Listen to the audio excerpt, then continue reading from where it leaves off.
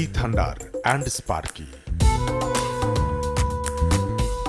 বাংলাদেশে বৈদ্যুতিক স্কুটারের বাজারে নতুন সংযোজন।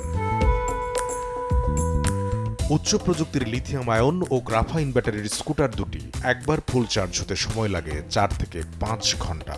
2 বছরের ওয়ারেন্টি প্রোভাইড করছি।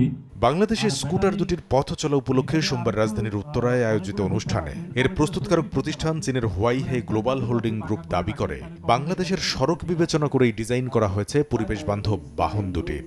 It will provide local users with cost-effective travel option and road condition in Bangladesh. 1,73,900 টাকা মূল্যের স্পার্কিতে সর্বোচ্চ গতি উঠবে 70 কিলোমিটার, আর ই-থান্ডারে 55 কিলোমিটার, যার দাম পড়বে 1,24,900 টাকা। বাংলাদেশে পরিবেশক কোম্পানি ন্যামস মোটরসের দাবি, মাত্র 15 টাকার চার্জে স্কুটার দুটি চলবে 120 কিলোমিটার।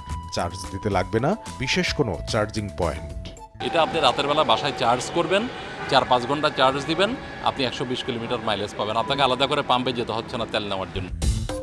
টেস্ট ড্রাইভে সন্তুষ্ট ক্রেতারা জানান, শব্দবিহীন চলাচলের জন্য বাহন দুটির নজর কেড়েছে তাদের। কামরুল হাসান সবুজ, সময় সংবাদ।